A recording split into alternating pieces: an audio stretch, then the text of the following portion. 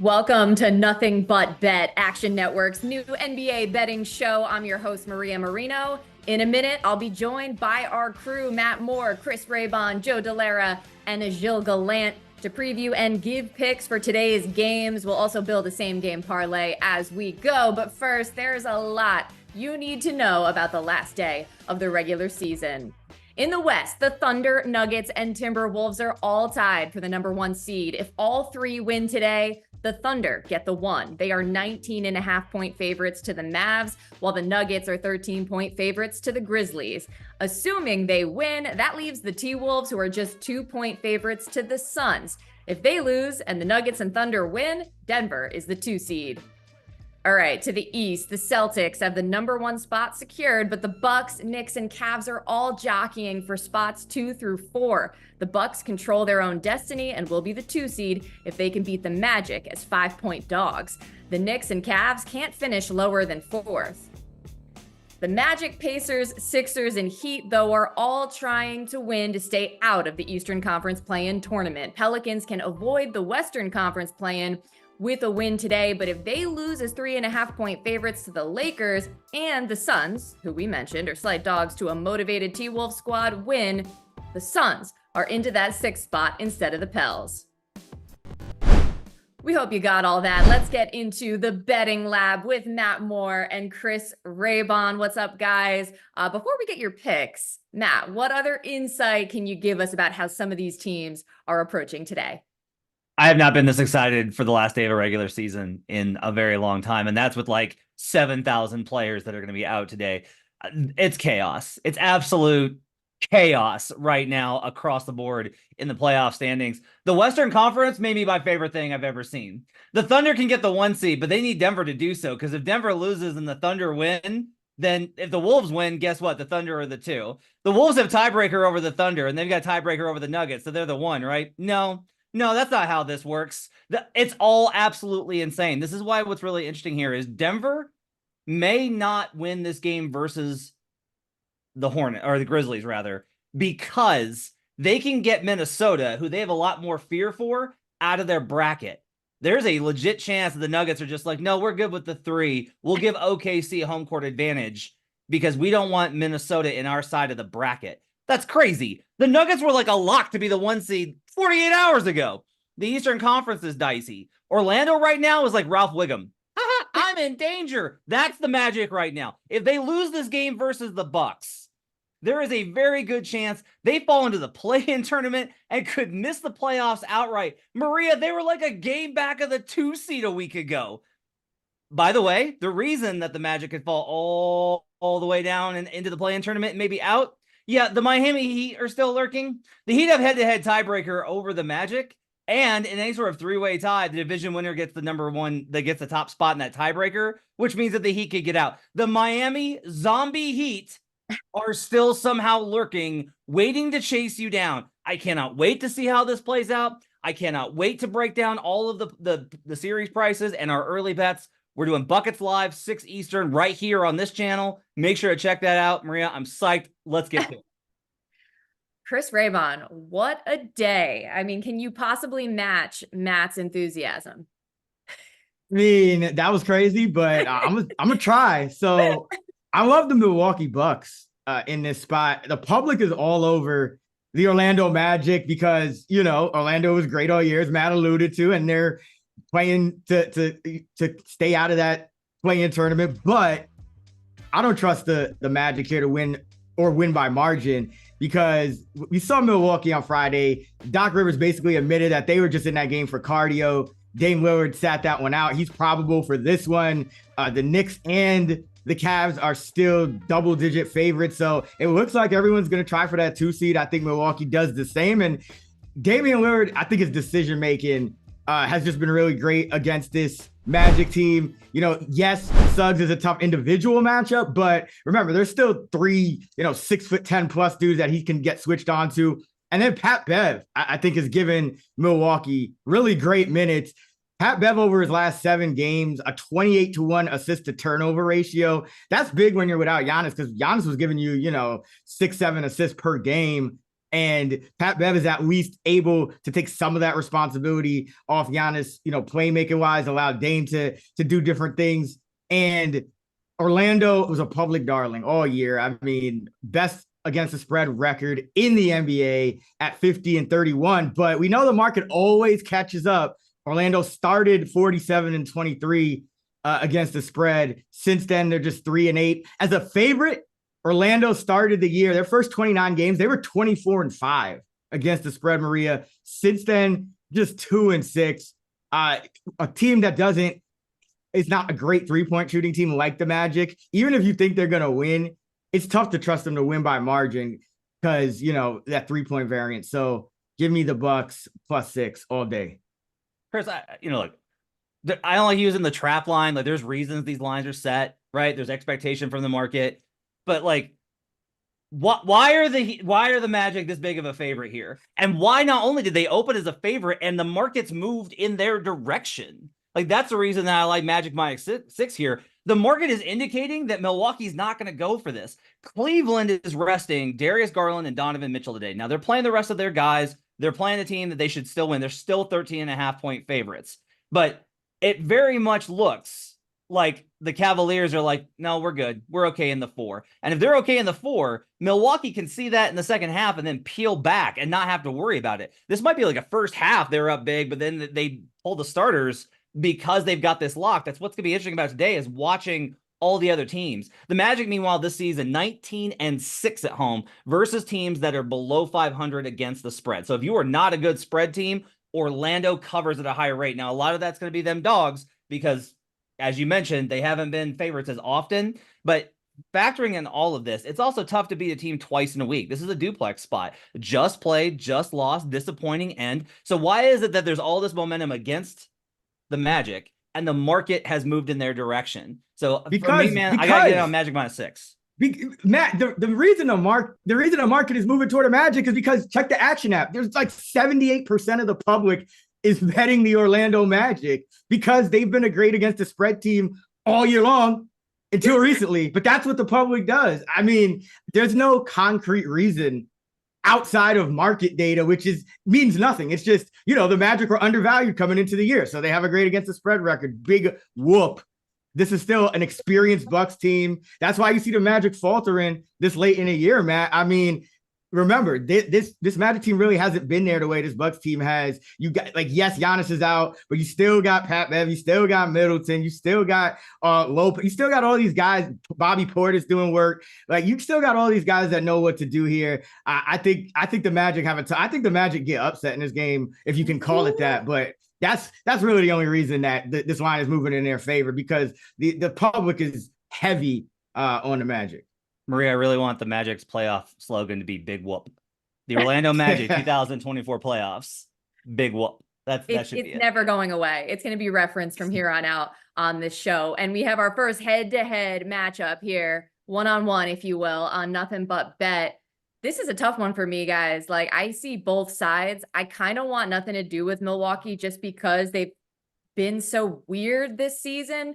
But I do like the point that Raybon brought up about, like, Pat Bev in particular. Like, I feel like him alone, he is like with that mentality of, I am not gonna let us lose this game. A little strange. A lot of the public, as you mentioned, on the Magic, relatively healthy. They've been good at home. I'm staying away from this one, but I'm excited for you guys to duke it out. And another game that we're all very excited about, Lakers, Pelicans. And as we know, a lot on the line as well. Raybon, who you got? I got to roll with the Lakers here, Maria, because listen, the Lakers have turned it up. These last 3 months, they're 22-10. You look at the games that they faced the Pelicans, they're 2-1, but their average point differential across all 3 games against the Pelicans is +13. And that's with the Pelicans starting 5 being completely healthy for all 3 of those games. I know Brandon Ingram is listed as a game time decision, but he probably doesn't come back for this one. The Lakers shot 53% this season against the Pelicans. Austin Reeves, 21 points on 61% shooting, adding nearly 7 assists per game against New Orleans. D'Angelo Russell averaging 22 points on over 50% from the field against New Orleans. And New Orleans, I mean, calling card, yes, they have offensive stars, but they've been playing pretty good defense as well. So the Lakers kind of have this team figured out. And then we know about LeBron. I mean, he turns it up when he has to. We've seen that. We saw that in the play-in tournament, 133-89. LeBron went crazy in that one. In the last 2 games, he scored well over 30 points in each of those. In 3 games against the Pelicans this year, he's averaging 28 and 10. I just think this Pelicans team, the way you bet them is when they're an underdog, that's when you bet the Pelicans. When you got to lay points with the Pelicans, that's when you fade them.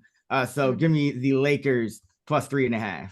Man, I love that cap. I'm totally with Raybon here. I think if you look at, I go back, I was in Vegas for that IST game when the Pelicans just showed up and were like, yeah, we just really wanted the free trip to Vegas. That's the only reason that we're here. Like, I just got back from the casino. Like, I literally came from the casino and showered, and then we played this game, and now I'm going back to the casino. The Pelicans this season have been that team that every time that they're in a big marquee spotlight spot, completely wet the bed. Like, it is. If we're looking at this from just like, okay, Pelicans here favored, better team, good structural matchup in terms of the wings and all of that. They do have some size, but this is exactly where the Pelicans absolutely wreck this.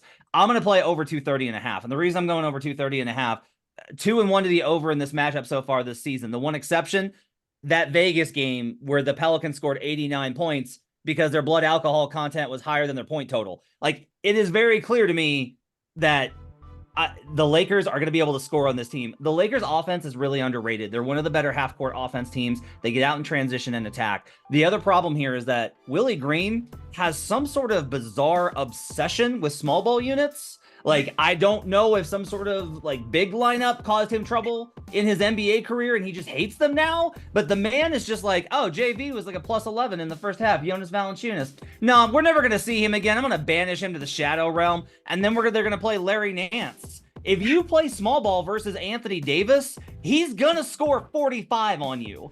So for me, this is going to be one of those games where the Lakers experience, the Lakers intensity, they have a gear the Pelicans do not get to. So I like Chris's play here, but I also think that the Lakers are going to put up a big number. I think the Pels with Zion can also give a big number because they've got that Zion and 4 shooters lineup. I'll take over 230.5.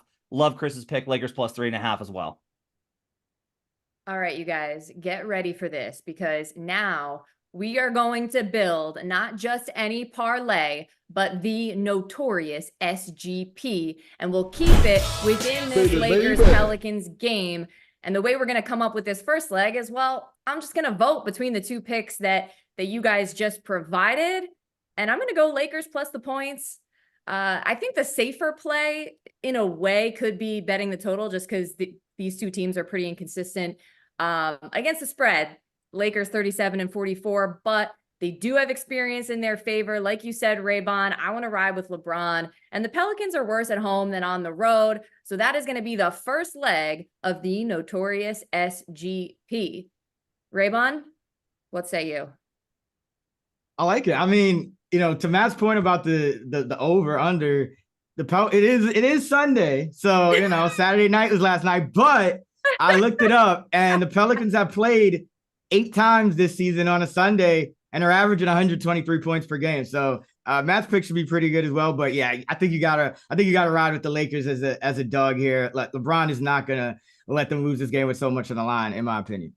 The Pelicans were born in the bourbon. Look, the Sunday morning struggle is real. Raybon, we appreciate you being with us. We're gonna see you later. Matt Moore is gonna stick around with us.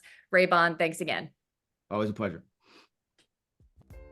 Check out some notable NBA props and projections courtesy of Action Pro, which you can find on our app with a subscription. Jarrett Allen to go over 15.5 points is showing more than a 41% edge. Peyton Pritchard to go under 24.5 points is showing a 36% edge. And Keon Ellis to go over 6.5 points is showing more than a 29% edge. Time for picks and roll as we welcome Joe Dellera to the party, and you have a couple of props for us. Joe, why don't you get started? All right, so the first prop that I like is Tyrese Halliburton over 10.5 assists against the Atlanta Hawks. In 2 matchups against the Hawks this season, he's had 16 and 18 assists on 22 and 25 potential. So those are some pretty big numbers. Additionally, Trae Young is back in the fold for Atlanta, which negatively impacts their defense. Obviously, you know, Atlanta's pretty locked into their seeding in the play-in tournament, so they don't have a ton of motivation to win or play their starters a ton of minutes. However, given the fact that Trae is back from injury, I think that he is going to see some minutes, just given the fact that they're going to need to kind of get him up to speed. So I like that the fact that it's probably going to go against their defense to a degree. And before his injury, they were allowing the 4th most assists per game in the NBA, and they're still at 8th most assists per game in the NBA throughout the course of the entire season. So I think it's a great spot for Tyrese Halliburton and the Indiana Pacers in a game that they really have to have. Yeah, I mean, he's going to have opportunities. They are desperate for a win in this one. This is an absolute must win for the Pacers. If they lose, it is very, very, very likely they're going to be in the 7th seed and have to play Miami and its potential. Like, they could miss the playoffs. Like, that's on the table if the Pacers do not get this win. So, a lot of minutes for Halliburton today. Over 10.5 seems like a good pick. I love a good Hallie play. And when you brought up Trae Young, it just got me thinking about all the different injury swings that we're experiencing here at the 11th hour of the NBA regular season. And one example of that is Joel Embiid, and he's involved in your next pick, Joe. Yeah, so I like Joel Embiid to go over 8.5 first quarter points today against the Brooklyn Nets. The biggest thing for me is that since his return from injury, he hadn't been playing his typical rotation. So Nick Nurse changed his rotation. He's playing the entire first quarter. That's what he's done for the majority of the season. He finally did that again in their last game against Orlando. So I think that this is an opportunity for them to stretch him out, make sure that he's good, get him into a good rhythm. And when he's played the entire first quarter, he's averaged 11.9 points per game. He's gone over this 8.5 first quarter points prop in 82% of his games, including a 13-point effort against the Nets back in November. And you could even ladder this all the way up to 12. You can get that at plus 200 at DraftKings. That's a number he's hit in 50% of the games where he's played the entire first quarter. Same kind of deal for the Sixers. They need this win in order to get out of the 7th spot. There's a very good chance they can do that, depending on what happens. If Orlando loses to the Bucks, there's a awesome opportunity here for the Sixers to get out of the play-in entirely and get themselves a much softer and easier path to the conference finals. So yeah, like, look, Embiid loves beating up on smaller guys, and that's all the Nets have. So I think he's going to have an absolute monster game. He's going to truck dudes. He's going to play. And he's going to play his normal rotation. This is a smart, sharp angle here from Joe. It's pretty remarkable where the Sixers have a chance at ending up, given everything they've been through with Joel Embiid. And whatever seed they end up getting, it's not going to be a true reflection of their potential here in the postseason. Okay, we already have one leg down for the notorious SGP. Baby. So Joe, give us leg number 2. All right, well, I'm looking at D'Angelo Russell over 16.5 points. He's hit this in 5 of 6 games against the Pelicans over the last 2 seasons. And when we look at what the Pelicans have done stylistically, they've surrendered some pretty big games to point guards just in the last week. Curry dropped 33. De'Aaron Fox also dropped 33. So I think this is a pretty good spot for D'Lo. The return of Gabe Vincent has not impacted him whatsoever.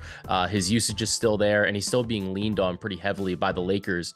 This game is really, really important for LA, and this is a must-win game for them. I think that they're going to be running out their guys as long as they can to try to keep them either in the game or try to win this game to potentially avoid that 9-10 part of the play-in bracket. Yeah, I think part of this is going to be watching some of the other games, right? Where if the Pelicans are watching and the Suns are losing big to the Timberwolves, maybe they change their defensive approach and put in some of their bench guys, and D'Lo is going to keep getting those shots up. I have absolute confidence that D'Angelo Russell is going to shoot today. Also, Pelicans, their pick and roll coverage, it's not as tight versus guards. So, and that's one of the reasons why you got all those stats that Joe kind of mentioned. They struggle in some of those scenarios. So yeah, I think there's a good chance that D'Lo is going to have a huge game as the Lakers look to try and lock up the 8. The SGP, it's looking notorious. Joe Dellera, thanks for stopping by. Good luck today. Thanks, guys. Now, here are some notable 3-point props with projections, also courtesy of Action Pro. Sam Hauser to hit over 4.5 threes is showing an edge of more than 15% on the Action app. Gary Trent Jr. to splash over 2.5 threes has an edge just under 15%. And Jabari Smith to go over 1.5 threes has an edge over 14%. Nothing but a 3 thing, baby. So Gilles Gallant is with us now. How you doing, friend? I'm great. Normally when we do this together, Maria, it's 3 p.m. somewhere, but Ain't Nothing But a 3 Thing might be the best segment name I've ever heard of. I mean, it has quite the ring to it. But before we do that, Matt, you want to respond to some new development. Yeah, so we talked about in the first segment, we talked about with Raybon. Raybon took the Bucks +6, and I very smartly and wisely took the Orlando Magic -6. Doc Rivers says that Damian Lillard will go through a shooting slot, but should be good to play for the Bucks. However, if he feels anything off, he's got an adductor problem, and you got to be real careful with those. Rivers said they will err on the side of caution. Here's the bigger part. He said there will be a few players having their minutes watched. So it definitely sounds like the Bucks are going to play here with a minutes restriction on most of the key players. Again, that's going to benefit Orlando because Orlando has got to put the absolute pedal down here. Other thing, we just heard from Joe Dellera on Joel Embiid. Unfortunately, he's going to sit today. So you're going to want to find another angle here for that one. And there will be options, I think, for us going forward. Breaking news. And we knew it was going to be kind of a hectic day. So kind of expected some of these things to happen, but all good. Let's get into our 3-point props. Gilles, what do you want to start with? I'm going to go right to the Phoenix Suns Minnesota Timberwolves game, and I'm going to take, statistically, the best 3-point shooter on the team. Now, I will not say he is the best shooter on the team. That involves Kevin Durant, Devin Booker, Bradley Beal, but Grayson Allen is right now statistically the best 3-point shooter on the Suns. So I'm going to take the over 2.5 threes. He leads the Suns in 3-point makes, attempts, 3-point shooting percentage. Playing on the road, actually shooting a bit of a higher percentage as well, averaging just over 3-point makes since the All-Star break with a nice 25-game sample size, so it's not like we're just doing 5 of the last 6. Also, against the Timberwolves, decent matchup for him. He has hit at least 3 threes in both games against Minnesota this year.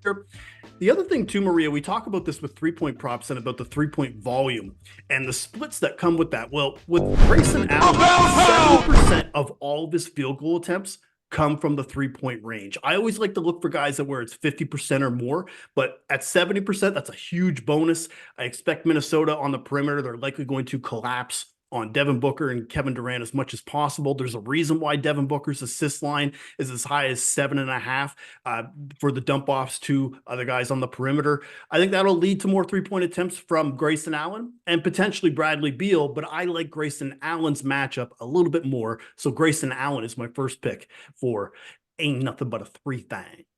Yeah, my first kind of reaction to Jill's pick here on Ain't Nothing But a 3 Thing is that I was concerned because, like, look, the Wolves are going to play drop coverage with Rudy Gobert. And the key that you want to do there is you're giving up mid-range jump shots to guys like Devin Booker, Kevin Durant, etc., because you want to be able to stay home. You want to space the floor with your defenders to be able to give them the ability to help down, but then recover, not have to commit as much help. So that's one of the reasons why the Wolves are actually 4th and lowest 3-point attempts allowed per 100 possessions. However, the Suns definitely are aware of that, which means that, like any smart team, they're going to look to do the one thing that gets you into an easier situation versus Minnesota, which is you got to run. You got to get out on the fast break and create those transition opportunities.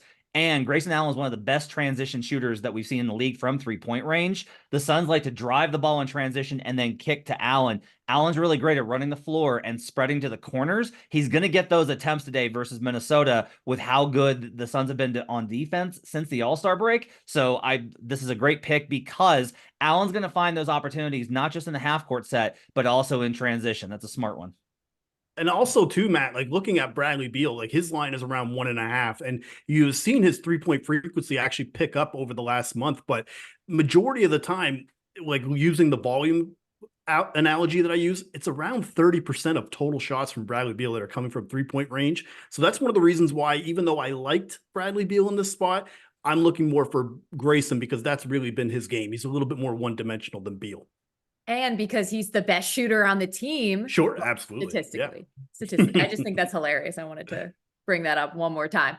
All right. What else you got for us, Jill? All right. So we're going to go plus money. We're going to go right to the Heat versus the Raptors. This is one that I've been touting on social in the Action app for a few weeks, and we were getting it as high as plus 300 in some games.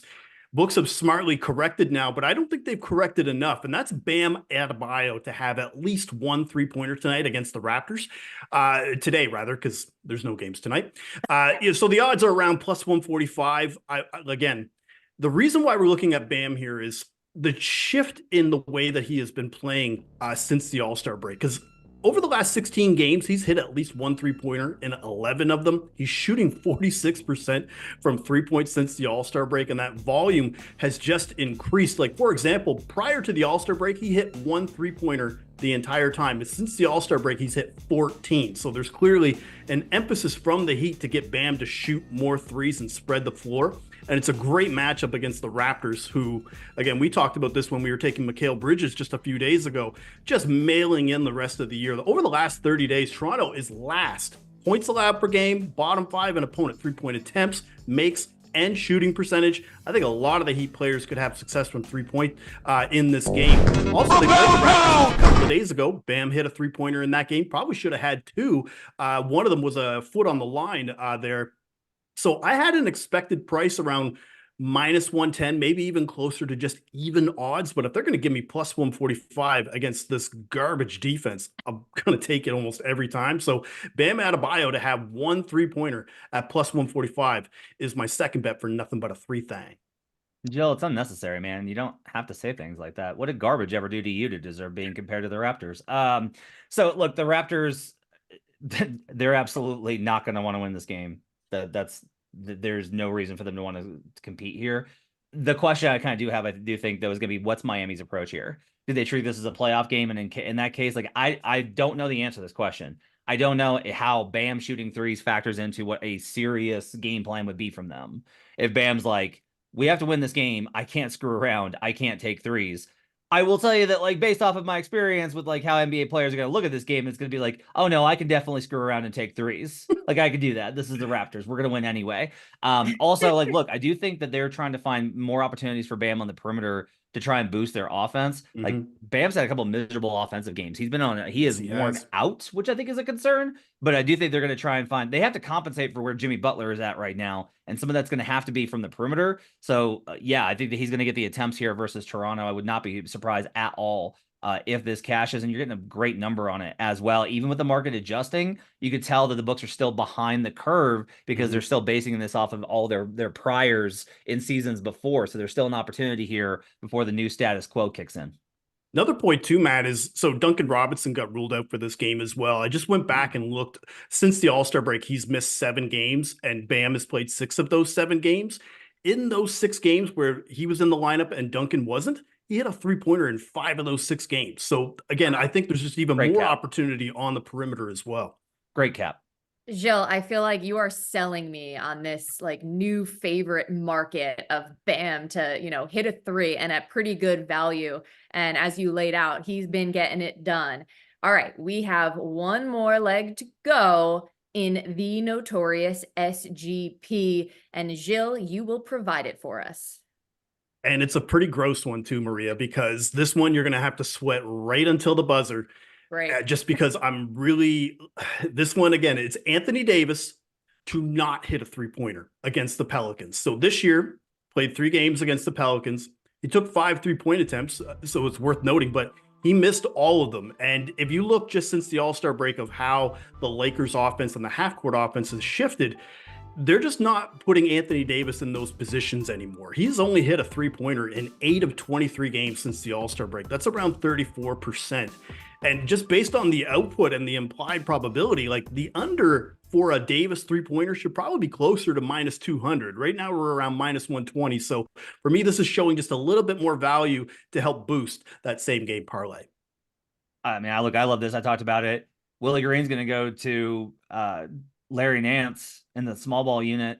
And Anthony Davis is going to be like, I don't need to shoot threes. Mhm. I'm going to attack inside. They're going to have lots of opportunities with the spacing there to be able to attack on the interior. There's nothing Anthony Davis loves more than dunking on smaller dudes and flexing. So he's going to dunk a lot in this game. Like, I actually love the Anthony Davis over points prop in this game because I do think they're going to go small because Willie Green can't help himself. And at that point, I think Davis is going to absolutely crush versus his points number, but I don't think he's going to do it from three. There's also, I think, been, as the season has progressed, there's kind of been an acceptance from Davis that his jumper is not where he wants it to be. He's not taking a lot of jumpers. He's mostly working around the rim, and that's where his focus has been. So I do think that he's going to be way more based on the interior. One more final thing on that. With Rui Hachimura, that's their spacer, right? Mm-hmm. Like, you don't need to space the floor with AD. They have gone away from 5 out. So it is no longer kind of that concept. And you really don't want to be spacing out when you have that kind of size because it gives you a rebounding edge. Davis is going to be on the interior. Don't think there's going to be a lot of actions for him from 3-point range here, like this pick as well. There's just also so many opportunities too, because I mean, you look at the lines right now, like Austin Reeves, it's skewed to the over for over 1.5. D'Angelo Russell, it's skewed to the over for 3.5. LeBron, Rui. Again, there's just only so many 3-point shots that can go up. And if this game gets close, I think it's very even less likely that Davis will be taking a 3-pointer. Like if we're in the fourth quarter and it's a 1 to 2 possession game. Just know that when Anthony Davis dunks on a smaller player and flexes, I'm going to be thinking of you guys. Now let's recap the notorious SGP that we have built throughout this show for today's Lakers-Pelicans game.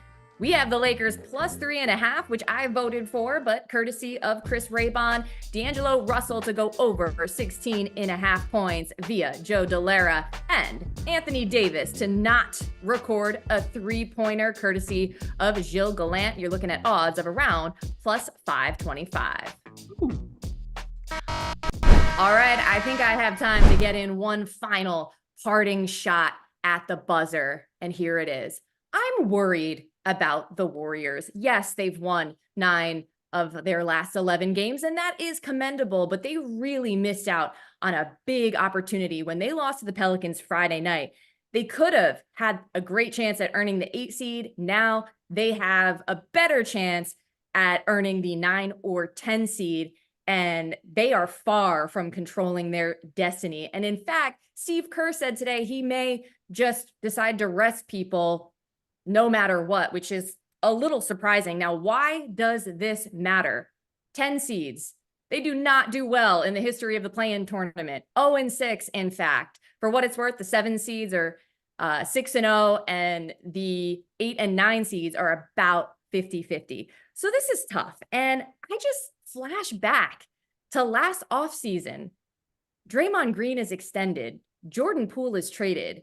And you are worse than you were a season ago when you were the 6th seed. So I am just hoping for Stephen Curry's sake that the Warriors find themselves back into the playoffs. All right.